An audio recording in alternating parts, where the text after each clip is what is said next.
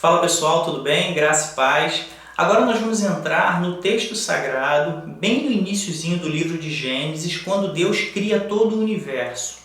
É importante a gente destacar que nós estamos no campo espiritual, muito além do conhecimento científico e da razão humana. Então a gente acaba se frustrando se a gente tentar associar esses atos miraculosos de Deus com a ciência ou com a razão do ser humano.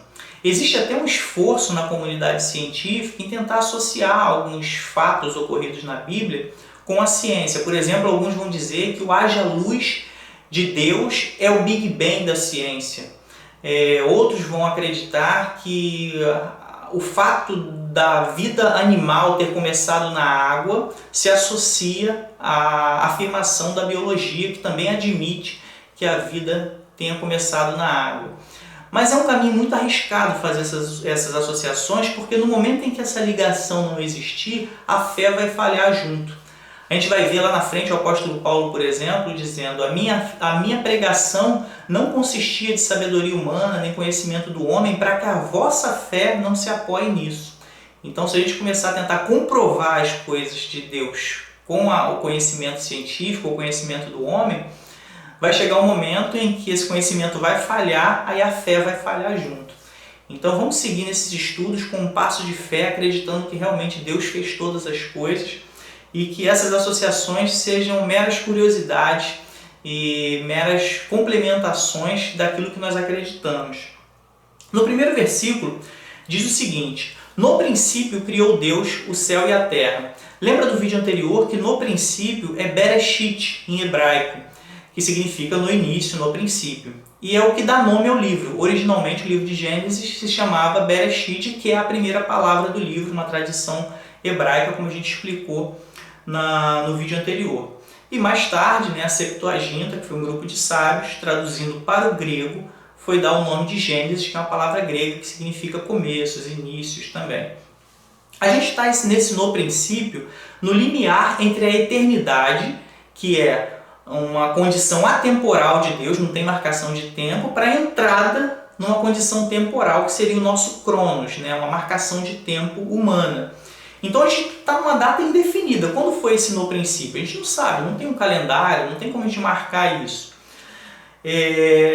Esse verbo criou, a gente traduziu para o verbo criar no português, mas por trás disso, a palavra hebraica por trás de criar, está um verbo que só se admite a utilização dele com Deus.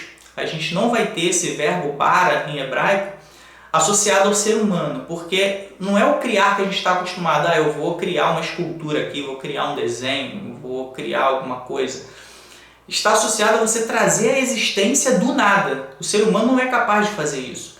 Então é um verbo que é exclusivo de Deus.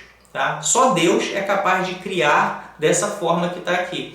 Na ausência de uma palavra nesse sentido na língua portuguesa, a gente usa criar, mas é importante a gente saber que por trás desse criar está uma palavra que vai muito além da criação que a gente está acostumado na língua portuguesa. Deus criou os céus e a terra. A terra, aqui onde a gente habita, o nosso planeta, e os céus, é o cosmos, de um modo geral. Tudo que está em volta da terra foi criado nesse princípio. No verso 2, e a terra era sem forma e vazia. Sem forma, vazia, não tinha nada, não tinha uma forma definida, tudo vazio. Havia trevas sobre a face do abismo. Imagina um abismo imenso, uma escuridão tremenda. Era o que o autor inspirado estava vendo na hora de escrever isso aqui. Deus revela essa imagem desse caos que havia originalmente. E aqui entra um grande mistério. E o Espírito de Deus se movia sobre a face das águas. O Espírito de Deus, tudo bem. Mas essa face das águas, que águas eram essas? Isso é um grande mistério. Talvez a gente só tenha a conclusão do que era isso, que águas eram essas, quando a gente estiver na glória com Deus. A gente vai ter uma explicação melhor. Mas isso ainda encontra um grande mistério. A gente vai comentar um pouquinho mais sobre isso quando houver separação entre as águas. Mas a bem da verdade, o que nós temos que crer nesse momento é o seguinte: tinha água ali e o Espírito de Deus se movia sobre essas águas. Verso 3: e disse Deus: haja luz, e houve luz. Um ato miraculoso. Deus falou e a luz veio à existência. A palavra criadora é Jesus. A gente chegou a comentar isso no vídeo anterior. E a gente vai entender mais para frente que Jesus é a palavra de Deus materializada, é a palavra de Deus que se tornou carne. Né? João vai estar lá, o verbo se fez carne, e outros textos fazendo essa associação. Então Jesus se fazia presente nessa criação. E é importante destacar que bastou Deus dizer para que aquilo venha à existência. Então, para qualquer coisa, basta uma palavra de Deus e ponto final. Aquela coisa acontece. E é importante trazer isso para as nossas vidas. Né? Se Deus falou e a luz veio à existência, que dirá o que Ele pode fazer conosco, com qualquer condição ou situação que estejamos vivendo.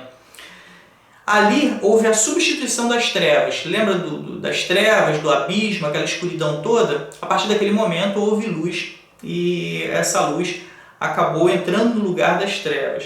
E viu Deus que era boa a luz.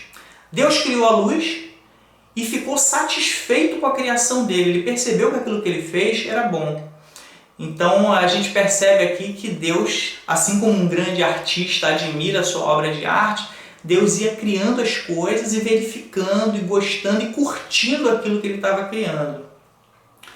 E fez Deus separação entre a luz e as trevas. Aqui a gente percebe que Deus não substituiu por completo as trevas. Ele fez uma separação. Ele poderia ter criado uma condição completamente luminosa para a gente até hoje e a gente viver na luz o tempo todo. Mas não, Deus fez questão que as trevas continuassem existindo. Então ele fez separação entre a luz e as trevas. Havia luz e havia as trevas também num outro momento. Verso 5. E Deus chamou a luz dia e as trevas chamou noite. Ele quis fazer essa separação para que a gente tivesse um momento de claridade e um momento de escuridão. E foi a tarde e a manhã o primeiro dia. Esse dia era de 24 horas? Obviamente que não. A gente não tinha aqui ainda a criação dos astros, né? O Sol, para a Terra girar em torno do Sol e marcar o tempo, né? Os anos e a rotação da Terra marcando o dia. Não tinha isso ainda definido. Então, a gente precisa entender que nesse momento, esse primeiro dia não tinha 24 horas. Era uma outra marcação que Deus utilizou para separar primeiro dia, segundo dia, até o sétimo dia, quando ele descansa. Então foram dois momentos distintos ali criado, o dia e a noite. Verso 6. E disse Deus, haja uma expansão no meio das águas. Lembra das águas? O Espírito de Deus pairava sobre a face das águas. Nesse momento ele faz uma expansão. A palavra hebraica por trás de expansão é alguma coisa firme, consistente, capaz de sustentar alguma coisa. Então, ficou água embaixo, havia expansão e ficou água em cima. Aqui entra um outro mistério ligado à existência dessas águas. Essa expansão estaria separando a água dos mares e as nuvens que estão nos céus, como alguns acreditam, ou essa expansão estaria separando as águas dos oceanos e essa expansão seria todo o cosmos, e essa outra água que estaria acima da expansão estaria além desse cosmos. Hoje a gente não tem tecnologia suficiente para saber o que tem na extremidade do universo e saber se tem água lá. Então a gente fica aí com essas duas possibilidades de interpretação.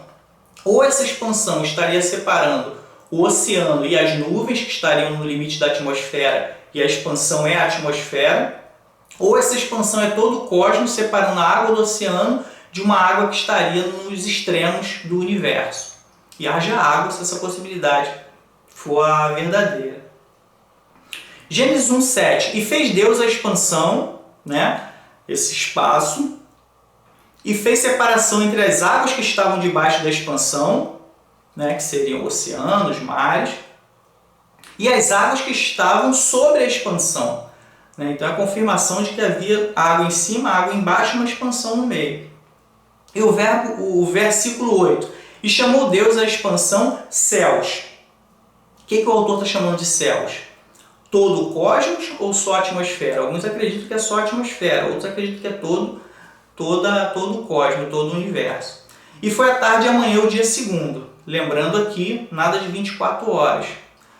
E disse Deus, ajuntem-se as águas, verso 9. E disse Deus, ajuntem-se as águas debaixo dos céus num lugar e apareça a porção seca. E assim foi. Deus ajuntou as águas num lugar e permitiu que aparecesse a porção seca. Observa que aqui está no singular, apareceu uma porção seca. Isso é um daqueles fatos que a gente consegue associar com a ciência. A ciência vai dizer que no início a gente tinha apenas um território chamado Pangeia. E a Pangeia era a junção de todos os continentes que nós conhecemos hoje. Se você observar, o contorno da América do Sul, o contorno leste, o lado leste da América do Sul, se encaixa perfeitamente na África do Sul, a parte oeste da África do Sul. Se você juntar ali, se encaixa praticamente perfeito. Então, entende-se que os continentes eram um só lá atrás, e aqui na Bíblia Sagrada a gente vê que se juntou tudo num só lugar, uma só terra inicialmente, uma só porção seca.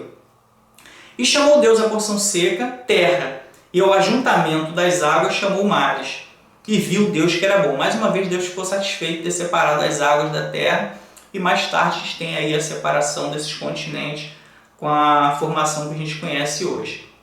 E assim a gente encerra o vídeo de hoje. Espero ter sido elucidativo, espero que tenha abençoado a sua vida e espero você no nosso próximo vídeo. Um abraço.